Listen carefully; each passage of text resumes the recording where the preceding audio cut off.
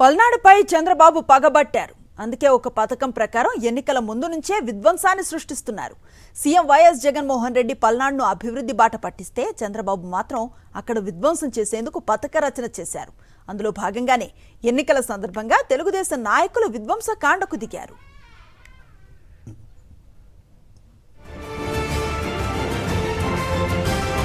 పల్నాడు జిల్లాలో వైఎస్ఆర్ కాంగ్రెస్ పార్టీ అత్యంత బలంగా ఉంది. 2019 ఎన్నికల్లో నర్సారావుపేట లోక్సభ స్థానంతో పాటు పల్నాడు జిల్లాలోని అన్ని అసెంబ్లీ స్థానాలను వైఎస్ఆర్సీపీ అభ్యర్థులు గెలుపొందారు. దీంతో పల్నాడు జిల్లాలో టీడీపీకి చోటు లేకుండా పోయింది. స్థానిక సంస్థల ఎన్నికల్లో కూడా ఆ పార్టీ తుడిచిపెట్టుకుపోయింది. అయితే సీఎంగా ప్రమాణ స్వీకారం చేసినప్పటి నుంచి పల్నాడు ప్రాంతం అభివృద్ధిపై ప్రత్యేక దృష్టి పెట్టారు వైఎస్ జగన్మోహన్ రెడ్డి. అందులో భాగంగా నర్సారావుపేట కేంద్రంగా 7 నియోజకవర్గాలు కలిపి పల్నాడు జిల్లా ఏర్పాటు చేశారు.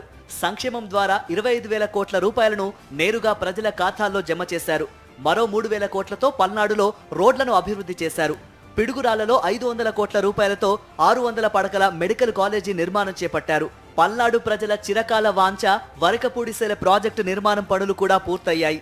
ఇలా వరుసగా పల్నాడు అభివృద్ధి చెందేలా అన్ని చర్యలు తీసుకుంటూ ఉంటే చంద్రబాబు వెన్నులో వణుకు మొదలైంది. దీంతో పల్నాడులో ఒక్క సీటు కూడా గెలుచుకోలేమన్న భయం ఆయన్ను వెంటాడింది. అందుకే ఎన్నికలకు ఏడాది ముందే పల్నాడుపై చంద్రబాబు పగ పెంచుకున్నారని, అందుకే గొడవలు చేసైనా సరే పల్నాడులో ఒక్క సీటైనా గెలవాలని ఆయన కుట్ర పన్నారని ఆరోపిస్తున్నారు వైఎస్ఆర్సీపీ నేతలు.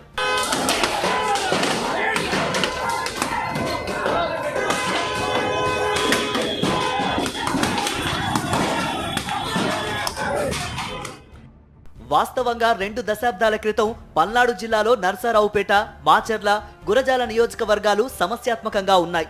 తరువాత ఇక్కడ ప్రశాంత వాతావరణం నెలకొనడంతో సమస్యాత్మక నియోజకవర్గాల జాబితా నుంచి వాటిని తొలగించారు. కానీ చంద్రబాబు కుట్రతో ఎలక్షన్ కమిషన్ మాచర్ల, గురజాల, పెదకూరపాడు, వినుకొండ నియోజకవర్గాలను సమస్యాత్మక నియోజకవర్గాలుగా ప్రకటించారు. చంద్రబాబు తన వదిన పురంధేశ్వరి సాయంతో పల్నాడు జిల్లాలో ఎన్నికల ముందు ఎస్పీని మార్పించేశారు. పోలీసుల సాయంతో ఎలాగైనా విధ్వంసం సృష్టించి ఓటర్లను భయభ్రాంతులకు గురిచేసి రిగ్గింగ్కు పాల్పడి పల్నాడులో పబ్బం గడుపుకోవాలనుకున్నారు.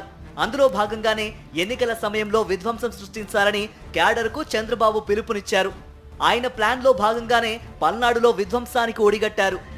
మాచర్లతో పాటు ఇతర నియోజకవర్గాల్లో తెలుగుదేశం పార్టీ రిగ్గింగ్కు పాల్పడే అవకాశం ఉందని భారీ బందోబస్తు ఏర్పాటు చేయాలని వైఎస్ఆర్ కాంగ్రెస్ పార్టీ అభ్యర్థులు జిల్లా కలెక్టర్ ఎస్పీకి అనేక సార్లు ఫిర్యాదు చేసినా ఎవ్వరూ పట్టించుకోలేదు. దీంతో మాచర్ల, గురజాల, పెదకూరపాడు, సత్తెనపల్లి, నర్సారావుపేట, వినుకొండ నియోజకవర్గాల్లో పోలింగ్ రోజు తెలుగుదేశం కార్యకర్తలు, నాయకులు విధ్వంసం సృష్టించారు. ఇతర ప్రాంతాల నుంచి కిరాయి రౌడీలను తెప్పించారు. ఒడిశా నుంచి బౌన్సర్ల పేరుతో కిరాయి ముఠాలను పల్నాడు ప్రాంతంలో అల్లర్లు చేయడానికి భారీగా దించారు. మాచర్ల నియోజకవర్గంలోని మాచర్ల మండలం కొత్తూరు, కంబంపాడు, బైరవునిపాడు, రెంటచింతల మండలం రెంటచింతల, జట్టిపాలెం, పాల్వాయిగేటు, మిట్టగుడిపాడు, గోలి, కారంపూడి మండలం ఒప్పిచెర్ల, కారంపూడి, పేట సన్నెగండ్ల, చింతపల్లి, దుర్గి మండలం ముటుకూరు, అడిగొప్పుల, పోలేపల్లి, వెల్దుర్తి మండలం లోపల్లి, వెల్దుర్తి, వజ్రాలపాడు, గొట్టిపాళ్ల గ్రామాల్లో టీడీపీ కార్యకర్తలు, నాయకులు అరాచకం సృష్టించారు. ప్రజలను ఓటింగ్కు రానివ్వకుండా దాడులు చేసి భయభ్రాంతులకు గురి చేశారు. పోలింగ్ బూతుల్లోకి అక్రమంగా చొరబడి వైఎస్ఆర్ కాంగ్రెస్ పార్టీ ఏజెంట్లపై దాడి చేసి బయటకు పంపించి రిగ్గింగ్కి పాల్పడ్డారు. నర్సారావుపేట నియోజకవర్గంలో ఎమ్మెల్యే గోపిరెడ్డి శ్రీనివాసరెడ్డి ఇంటిపై దాడి చేశారు. నర్సారావుపేట రూరల్ మండలం దొండపాడు, పామిడిపాడులో వైఎస్ఆర్సీపీ కార్యకర్తలపై దాడి చేశారు. పెదకూరపాడు నియోజకవర్గంలోని క్రోసూరు మండలంలోని ఎర్రబాలెం, పెదకూరపాడు మండలం లగడపాడు, బెల్లంకొడుం మండలంలోని చెన్రాజుపాలెం, అచ్చంపేట మండలం మాదిపాడులో ఎస్సీ, ఎస్టీ, బీసీలను ఓటింగ్కు రాకుండా అడ్డుకున్నారు, దాడులకు పాల్పడ్డారు. సత్తెనపల్లి నియోజకవర్గంలోని ముప్పాళ్ల మండలం మాదల, తొండపిలో వైఎస్ఆర్ కాంగ్రెస్ పార్టీ నాయకులను ఊరి నుంచి తరిమేశారు. కర్రలు, కత్తులతో గ్రామాల్లో స్వైర విహారం చేసి బూతుల్లో ఏజెంట్లను తరిమేసి రిగ్గింగ్కి పాల్పడ్డారు. ఇప్పటికీ ఈ గ్రామాల్లో నుంచి వెళ్లిపోయిన వైఎస్ఆర్ కాంగ్రెస్ పార్టీ కార్యకర్తలు, నాయకులు తిరిగి రాలేదంటే పరిస్థితి ఏ విధంగా ఉందో అర్థమవుతోంది. సత్తెనపల్లి చీఫ్ పోలింగ్ ఏజెంట్ అయిన అంబటి రాంబాబు అల్లుడిపై నార్నెపాడులో దాడి చేసేందుకు ప్రయత్నించి వాహనాన్ని ధ్వంసం చేశారు. నకరికల్లు మండలం చీమలమర్రి, రూపెనగుంట్ల, గుండ్లపల్లి, కుంకలకుంట, చేజర్ల, రాజుపాలెం మండలం గణపవరం, సత్తెనపల్లి మండలం పాకాలపాడులో తెలుగుదేశం నాయకులు విధ్వంసం సృష్టించారు. ప్రజల ఆస్తులను ధ్వంసం చేశారు.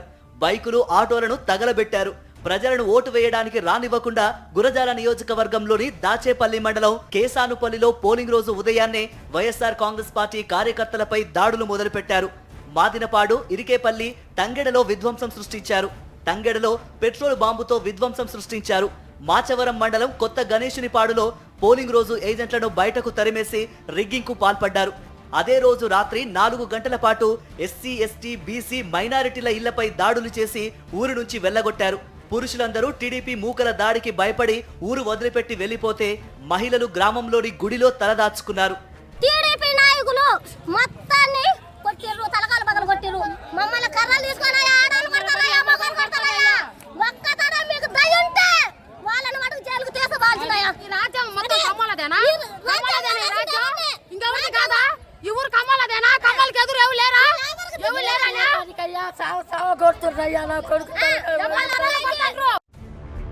ఇక పిడుగురాల మండలం బ్రాహ్మణపల్లి, జానపాడు, పెద్ద అగ్రహారంలో కూడా తెలుగుదేశం గుండాలు దాడులకు పాల్పడి విధ్వంసం సృష్టించారు. వినుకొండ నియోజకవర్గంలో కూడా దాదాపు ఇలాంటి పరిస్థితే. ఇలా టీడీపీ ఒక పథకం ప్రకారం కిరాయి రౌడీలతో దాడులకు తెగబడి పోలింగ్ బూతుల్లో రిగ్గింగ్కు పాల్పడి విధ్వంసం సృష్టించిందన్న ఆరోపణలు బలంగా వినిపిస్తున్నాయి.